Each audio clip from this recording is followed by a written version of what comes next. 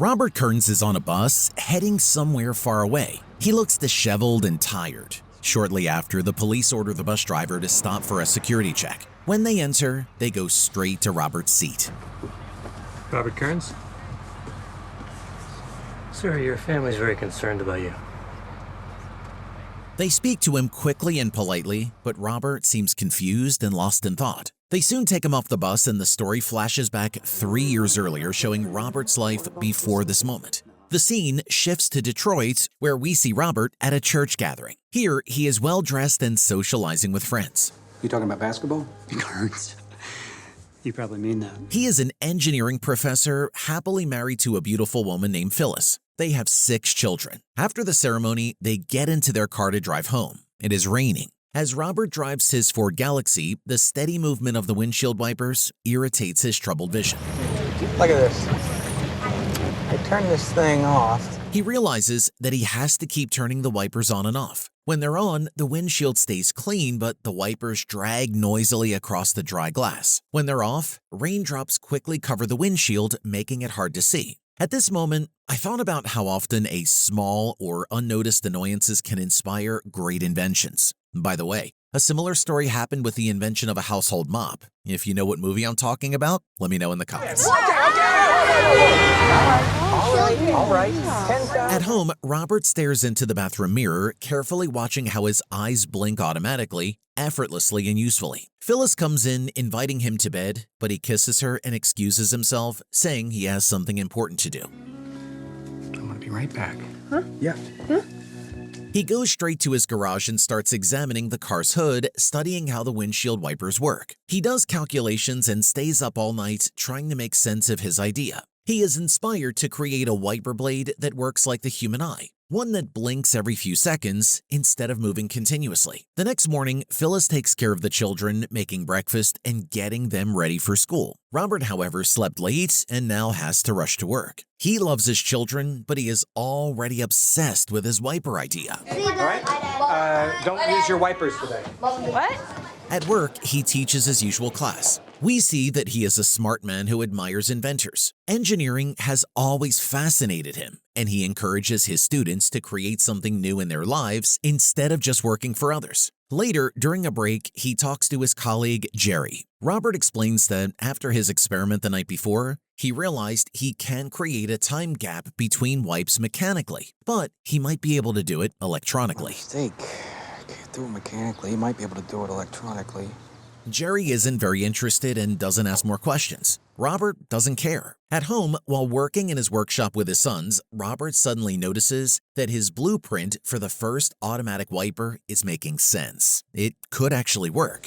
Here we go. Here we go. We got Team Kearns here. And each one should work on a wiper motor. Where are the meter cords? He is thrilled. He knows this invention could make him rich. And not only is it useful, but they live in Detroit, the automobile capital of the USA, home to major car companies like Ford, Chrysler, Jeep, GM, and Dodge. And of course, he celebrates. Wow. Great. At dinner, they toast to their success. Robert already imagines his family as a big corporation, with the board, his family, sitting around the table. His dream is a typical example of how people genuinely believe in family success. With financial help from Gil Previck, a car dealership owner, Robert turns his basement into a lab and builds a prototype. He tests it in a fish tank before installing it in his car. Why? Well, because it obviously rains at different intensity levels. Yeah. After demonstrating it, Robert sees that people are amazed by his invention. However, they worry about his lack of business experience. He's just a professor. But Gil assures them there's nothing to worry about. When they ask what Robert calls his invention, they don't seem to like the name. What are you going to call it? The Kearns blinking eye wiper. Yeah. Well, I'm not sure about the name. The next day, Robert and Phyllis go on a fancy double date with Gil and his wife. Gil is much richer than the Kearns. Robert looks around the restaurant while Phyllis tells the story of Robert's accident on their wedding night in 1953. A champagne cork hit his eye, leaving him almost blind in one eye. Robert explains how terrifying it was. And I look down and pow, cork goes off right in my eye. Later, the men and women separate to talk privately. The men discuss business. Gil mentions that the big car companies have been trying to develop an intermittent wiper for years. More than anything, now we know there's a demand for it. Until now, your wipers seem like a clever gadget. Robert knows this is huge. 20 million cars are made in America each year, and everyone could use his wiper. Gil supports Robert's dream of manufacturing the wipers himself. He encourages Robert to show Ford his invention, and they agree to set up a meeting. We're not going to let anybody take it apart, especially after the money we put into the patents. We'll just give them a peek. The next day, Robert visits Gil's workplace. To his shock, Gil gifts him a brand new car, telling him to install his wiper invention in it and take it to Ford for the demonstration. No more aquariums, Bob. Just throw the unit in here and take it to Ford. Soon, Robert patents his invention and demonstrates it for Ford's researchers, who had failed to create something similar. His wiper perfectly adjusts speed and timing. All right, Bob, let's see what you got. All right. Bob.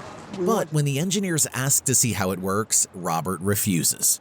He won't explain until he gets a good deal. Ford tests the wiper under extreme conditions, and it passes. They realize Robert has solved the problem, but won't share his secret. Bob giving us a little look under the hood. Oh, sorry, Frank. We can't do that. At home, Robert gathers his family for a celebration dinner. The kids are happy, and Phyllis is proud, though she warns him to be careful. Before eating, Robert prays, thanking God, and even asks for heavy rain so he can test his updated blinking eye wiper in real conditions. Some rain so that we can test the blinking eye in real-life conditions. Soon, his prayer is answered. It rains heavily. The family runs outside and the kids jump in the back while Phyllis sits in the front. Robert proudly shows off his invention to other drivers who are confused as his wipers work automatically. Only his family knows how much their lives are about to change. At Ford, the engineers tell executive Macklin Tyler that Robert's invention works perfectly even under high heat. He wants to manufacture it himself? Apparently, that's his dream, yeah. Impressed, Macklin meets with Robert and asks for a business plan. Robert wants to manufacture the wipers himself, but Macklin isn't fully on board. Still, they make a deal, and Ford requests a sample unit for approval. Let's get started on the legal right away, right, Absolutely. gentlemen? Thank you. Thank you. Robert rents a huge warehouse for his factory and orders parts from Motorola. He sends Ford the sample and pricing details, then waits for their response. Months pass. No calls, no replies. One afternoon, Gil waits for Robert at a restaurant. When Robert arrives, he seems distracted, but Gil is serious. He tells Robert that Ford has canceled the deal. They're just not interested anymore. What do you mean? Well, who did you talk to? Tyler? Macklin? Yeah. Robert can't believe everything has ended this way. He thinks maybe they could still negotiate, but Gil suggests trying other car companies instead of Ford. They have the unit. We'll get it back. When? I don't know. Disappointed, Robert goes to his workshop with broken spirits. He knows his workers depended on the Ford deal that no longer exists. One rainy night after work, he rushes to his car and drops his keys. When he bends down to pick them up, he notices a Ford car using his blinking eye windshield wiper, working automatically without manual control. Yeah, just an ordinary guy against one of the world's biggest companies, which uses its power to freely take someone else's ideas without consequence. Unfortunately, that's pretty common in our world. Frustrated, Robert follows the Ford cars to a dealer convention where the new Mustang is being unveiled, featuring his intermittent wiper as a selling point. And the brand new electronic intermittent windshield wiper, let's give it a hand! Realizing Ford stole his invention without credit or payment, he spots Macklin in the crowd. When he tries to approach, security guards stop him and remove him from the event. The next day, Robert wants to sue Ford, but Previck prefers negotiating a settlement. These events deeply affect Robert, even hurting his teaching performance at the university. A lot of these formulas work in opposition with one another. So the frequency? Yeah. Did I call on you? Anxious, Robert keeps calling Gil for updates but can't reach him. Desperate, he shows up uninvited at Gil's house. Hi, Bob. What's going on? Is Gil here? Gil's wife isn't happy about Robert visiting during their party, but lets them talk. Gil explains he did $17 million business last year, mostly with Ford. He won't risk angering them over the wiper patent, which he claims belonged to him since he funded it. Feeling betrayed, Robert returns home and tells Phyllis everything. He's determined to sue Ford anyway. That night, they try writing legal accusations themselves without a lawyer. The next day, Phyllis sees a doctor for stress-related health issues. In the hallway, Gil's wife warns her that suing Ford would be self-destructive. Oh, for God's sake, Phyllis, it's Ford. He can't win. That night, not thinking clearly, Robert trespasses in the rain. He deliberately breaks into a car to remove its windshield wiper mechanism. When the owner confronts him, Robert runs away despite knowing it's illegal. At home, he dries off, cold, confused, and angry. Soon after, he boards a bus to Washington, D.C. seeking legal help, where we first saw him in the movie. Police remove him when he claims the president invited him, taking him to a safe place. 2 months later, Robert is in a mental hospital being treated for a nervous breakdown. Chair or couch today? Your choice. His therapist asks if he still wants to sue Ford, an impossible fight against a billion-dollar company. His answer is clear and loud. When I watched the scene, I remembered how often people have to confront an indifferent system where one person's truth means almost nothing. I think many people can relate to this. I can't answer that. Do you want to continue fighting this? When doctors believe he's better, Robert returns home determined to rebuild his life. His family welcomes him warmly, and he continues taking medication to stay stable. But in the following weeks, he remains quietly depressed. The medicine numbs him. He's not the same enthusiastic husband and father. His son Dennis notices and sits him down for a talk. Can I talk to you for a second? Am I in trouble? I know you're mad at me. It's because I embarrassed you.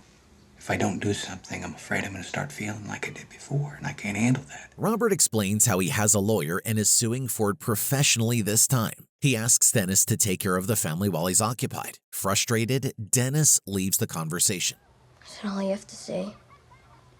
Yeah.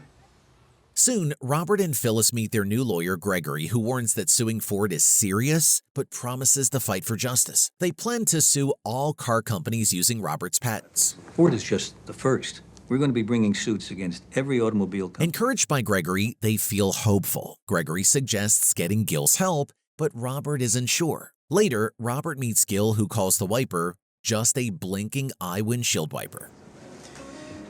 Maybe I'm out of options.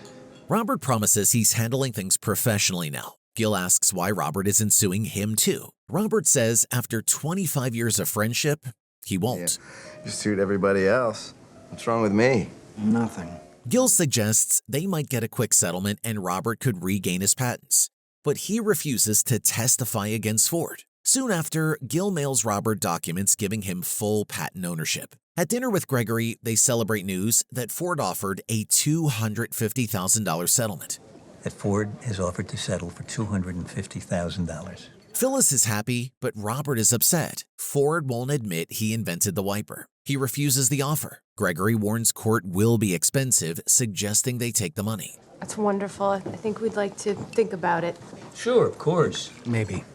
But you're getting money for this case. Only if we settle. Robert insists on no settlement unless Ford admits stealing his invention. Gregory explains Ford could bury them in paperwork for years. Here, I especially liked how he turned down money in the pursuit of justice. It's rare to find people willing to go all the way just to have their truth heard. Well, I'll make it simple, too. Forget the check. Robert says he has all the time needed. Phyllis argues they don't. Their children are growing up. At home, she pleads with him to accept the offer for their family's sake. But Robert remains determined to prove justice, insisting he's never let them down before. We're gonna be fine. The next day, Robert takes time to think it over, but he is sure these huge corporations are victimizing many people, not just him. This only makes him more determined to fight them in court and become a source of hope for other victims. Soon after one night, Phyllis sends her kids to a family member. Robert finds the house empty and Phyllis standing in the kitchen. She looks uneasy and has something difficult to say. She tells him she's leaving until he finishes his dream of justice. After that, the kids and she will return. But for now, she doesn't want to put the kids through such a tough time. Please understand.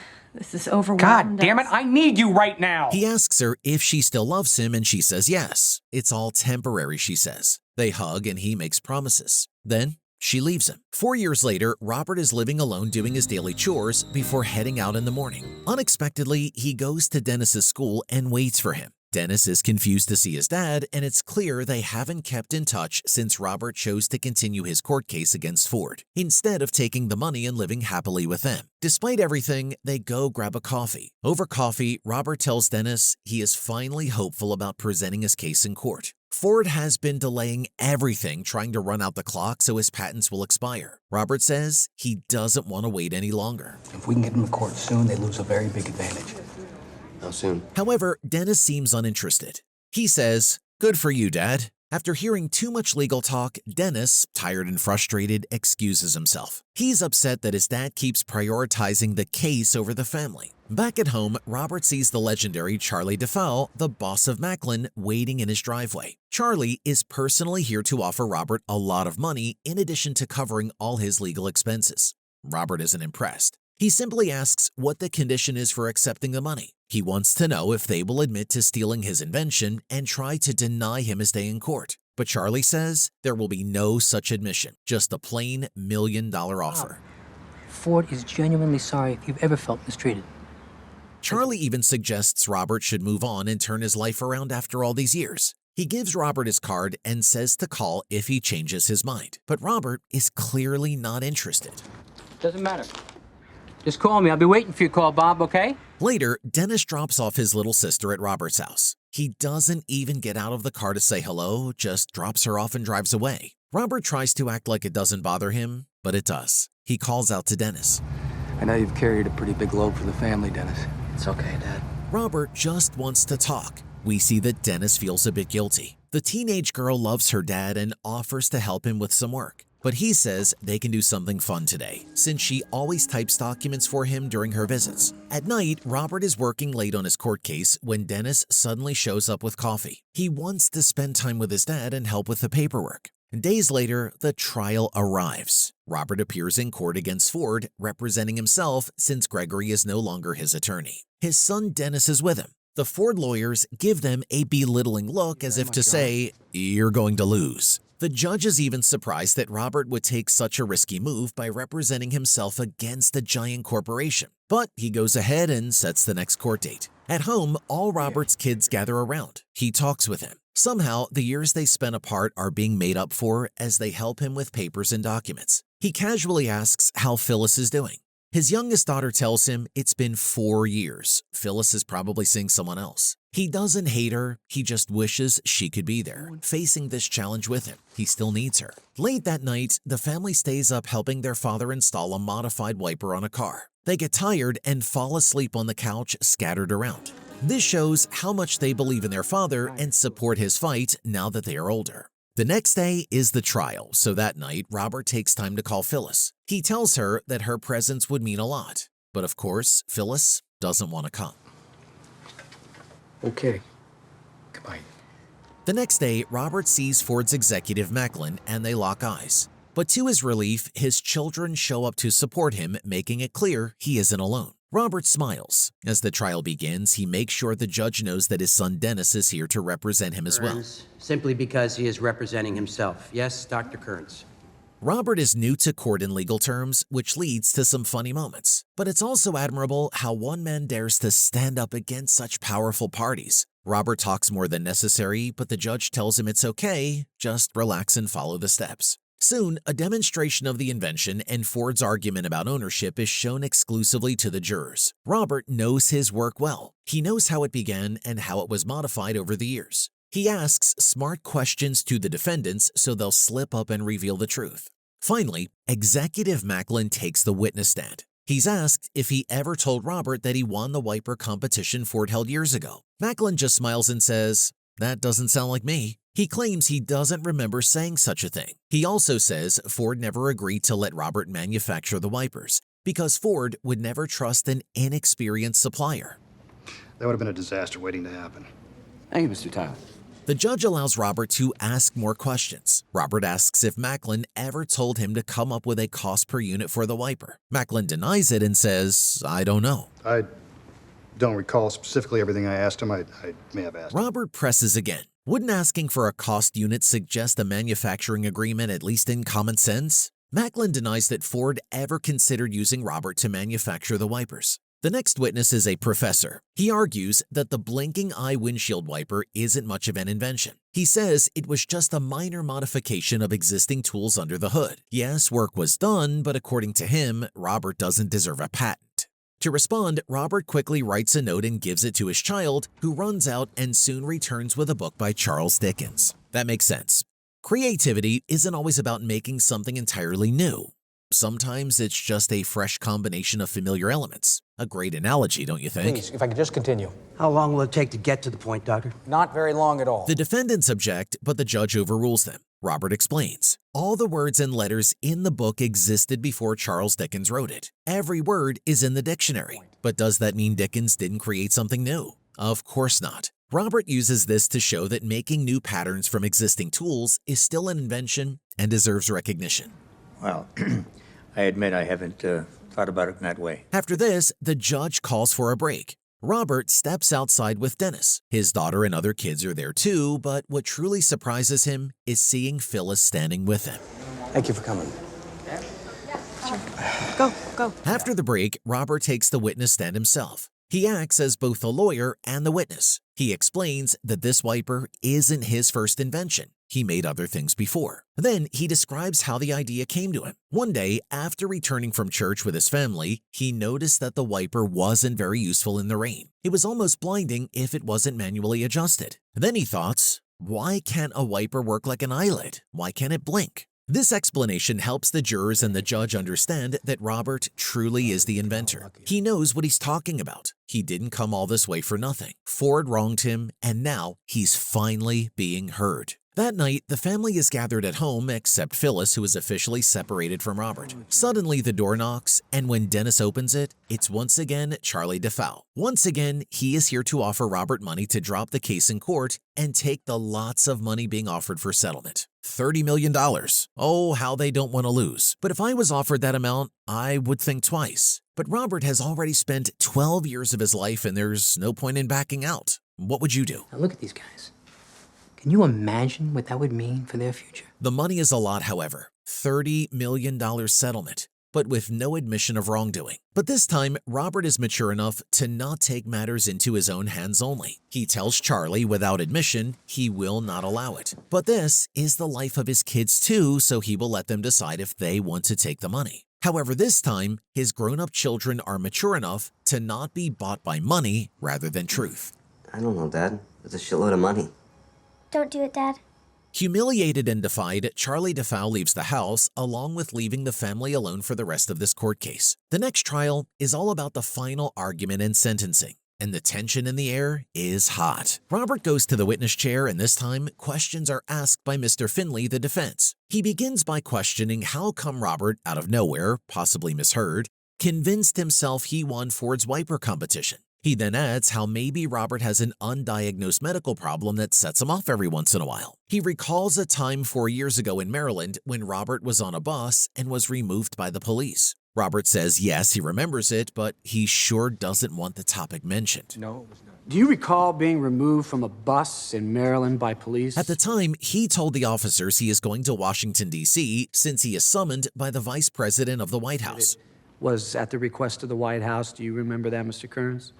This is not completely true and sure does make Robert seem ill in the courthouse, just like Finley wanted to. Finley continues and questions Robert once again if it's true that he was then taken to a Rockville mental facility and subsequently treated for a nervous breakdown. He emphasizes that this happened because he was mentally unstable. Robert defends himself by saying he was seeking medical treatment at the time, but his answers are shadowed by the point Finley made. Discouraged and embarrassed, Robert and the rest of the people go for a break. When they return, Finley once again tries to convince the jurors that claiming ownership when one necessarily didn't invent anything new isn't a thing, and that Robert is mentally boozed, he said. He sometimes confuses reality with fiction. When the time for sentencing comes, Robert is tense and anxious. He is somehow scared he will lose his well-aged invested dream to receive public acknowledgement for his accomplishment. When it's Robert's turn to convince the jurors of his case, he is somehow quiet and intense, with so much in his head to be said.